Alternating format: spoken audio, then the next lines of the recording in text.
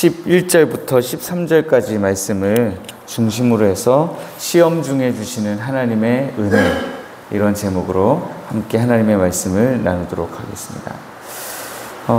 오늘 1절부터 10절까지 말씀을 보시면 이스라엘 백성들이 하나님으로부터 받은 은혜, 그리고 그 은혜를 어떤 사람들이 어떻게 잘못 이해하고 잘못 받아들이고 은혜를 받았으면 좀 더 그 믿음이 단단해져야 되잖아요.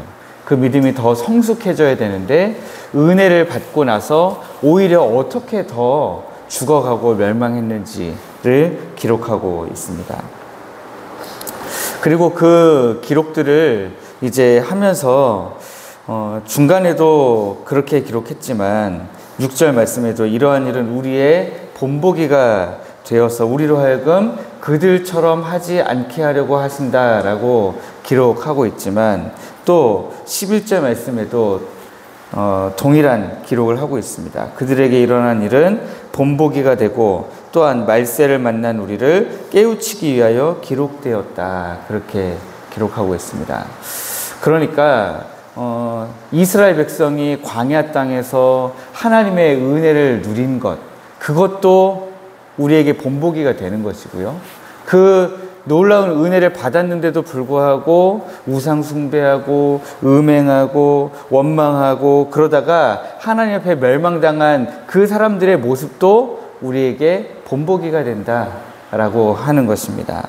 그래서 이 다음에 나오는 12절과 13절 말씀은 1절부터 10절까지 나오는 말씀을 역순으로 지금 다시 해석한다고 생각하시면 됩니다. 그래서 12절에는 그런즉 선줄로 생각하는 자는 넘어질까 조심하라, 이렇게 되어 있습니다. 여기 선줄로 생각하는 자에 해당하는 부분이 바로 5절부터 10절에 나오는 말씀이죠. 은혜를 받았는데 은혜로 산 거예요. 우리가 막 반석에서 물이 나게 하고 신령한 음료를 마시고 신령한 음식을 먹고 그럴 수가 없잖아요. 바다 가운데로 지나고, 그것은 우리의 힘과 능력으로 된 것이 아니고 온전히 하나님의 은혜로 된 것인데도 불구하고 하나님의 은혜로 생각하지 않고 내가 선 줄로 생각하는 거죠. 내가 이룬 줄로 생각하는 겁니다.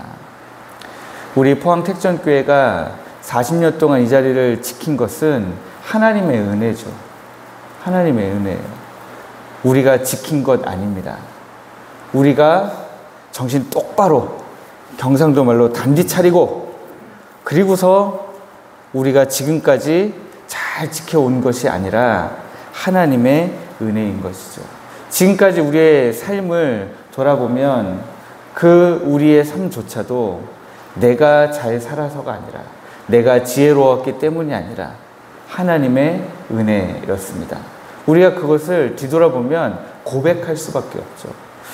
저는 가끔 한숨을 잘 쉽니다. 제가 한숨을 쉬는 경우에는 주로 과거의 일이 떠올랐기 때문에 그래요. 그래서 제가 한숨 쉬면 놀라지 마시고요. 과거에 죽을 뻔했는데 살은 이야기, 과거에 정말 내가 어떻게 그런 말을 했지? 그랬는데 지금까지 아무 일도 없이 정말 하나님이 내 죄를 숨겨주셨네, 이런 거 있잖아요. 이런 거 떠오르면 한숨이 푹 나옵니다. 하나님 감사합니다. 이 한숨은 아쉬워서 나오는 한숨이 아니라 너무 아찔해가지고 나오는 한숨이에요. 아찔해가지고 하나님의, 나를 감춰주신 하나님의 은혜가 너무너무 감사해서 나오는 한숨인데, 우리가 선 줄로, 우리가 다 이룬 줄로, 내가 다 이루어 온 줄로 생각하지만 실제 우리의 삶을 돌아보면 그렇지 않다라고 하는 것입니다. 그래서 우리가 이룬 줄로 생각하고 가면 뭐 할까 걱정하라는 거예요. 반드시 넘어진다라고 하는 것입니다. 그런데 그럼에도 불구하고 제가 말씀드렸죠. 13절은 다시 올라간다고. 그 앞절에 신령한 음식과 음료를 먹게 되고 바다를 건너고 바닷물로 세례를 받고 막 그런 장면이죠. 우리가 지금까지의 삶을 돌아봐도 그렇고 앞으로의 삶을 돌아봐도 그렇고 사람이 감당할 시험 밖에는 하나님이 주시지 않는다라고 하는 거예요. 우리가 감당할 수 있는 만큼만 하나님이 시험을 주시는 분이기 때문에 우리가 지금까지도 그 모든 어려움들을 지나서 여기까지 올 수 있었던 것을 우리가 깨달아야 되고 앞으로 우리가 살아가는 중에도 하나님이 딱 그 정도로만 우리에게 시험을 주시는 하나님이시다라고 하는 사실입니다. 그래서 우리가 당하는 시험은 우리가 감당할 만한 시험이고 시험이 왔을 때에 여기에서 말하는 시험은 우리가 겪게 될 모든 어려움들을 다 말하는 거죠. 감정적인 부분, 육적인 부분들, 재정적인 부분들, 또 관계에서 오는 부분들, 일 자체가 우리를 힘들게 하고 스트레스를 주는 부분들, 자녀의 문제, 가정의 문제, 우리가 기도하는 모든 제목들이 여기 다 들어갈 것입니다. 그런데 그런 시험이 찾아올 때에 우리가 걱정하지 않아도 되는 것은 우리 하나님은 신실하신 하나님이시다라고 하는 것입니다. 여기 미쁘사라고 되어 있습니다. 하나님이 신실하시다라고 할 때 우리가 옛날 말로 미쁘사, 요즘에도 미쁘사라는 말이 있을 수 있지만 잘 쓰진 않죠. 네. 신실하신 하나님께서 우리가 감당할 시험만큼만 주려고 작정하셨다라고 하는 것입니다. 허락하지를 않으신다는 거죠. 그리고 시험 당할 즈음에는 피할 길을 내주신다고 말씀하십니다. 저는 평생에 이 말씀을 저는 이 말씀을 좀 일찍 접했던 것 같아요. 일찍 접하고 이 말씀, 저도 인생이 짧지만 참 어려운 일을 많이 겪었는데요. 그때마다 시험 당할 즈음에 우리 하나님 피할 길을 내시는 하나님이지, 그 하나님을 참 많이 붙들었던 것 같습니다.